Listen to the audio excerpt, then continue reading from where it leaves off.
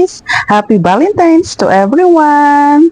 So dahil Valentine's today guys, syempre magdi-date kami ng aking dalawang big boys, ang aking mag-ama. Ayun guys, syempre laboy-laboy lang habang kaya pa. Ayan, maglalakad-lakad lang kami dito. Lakad lang ng lakad hanggang sa mapagod. Char.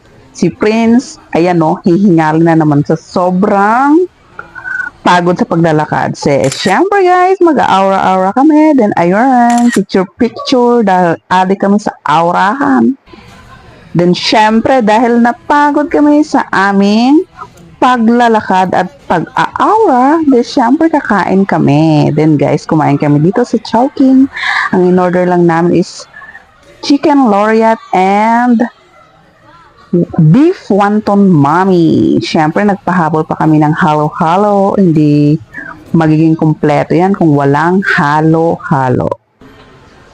And after namin kumain, ayan, lakad na naman kami. Kaya grabe, reklamo ng reklamo si Prince. And siyempre guys, surprise! Trinit ako ng aking asawa dito. Alam nyo na guys kung anong gagawin. Hindi ko na kailangan sabihin, hindi na kailangang i-memorize yan, char. So ayan, hindi ko na ipapakita kung anong pinagawa ko dyan. Nakakahiya naman kasi.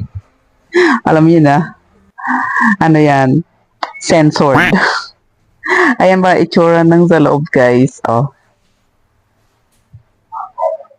Then, after nyan, syempre, hindi makukumpleto ang Valentine's Day kung walang sweets.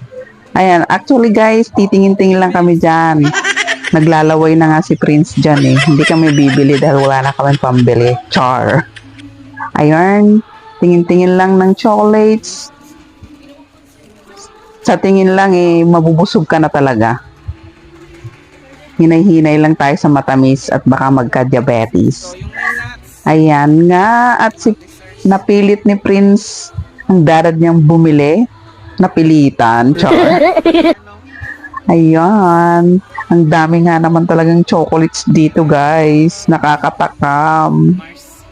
Ayan no, ang sasarap ng mga chocolates. Pero, pinaka-favorite ko talaga dyan is yung dark chocolate na may almond sa loob. So, ayan si Prince, nakabili na siya, guys. So, hanggang dito na lang, guys. Bye-bye! Habol! Ito nga pala yung mga nabudol namin ni Pin sa dadad niya. Baba, mandalay!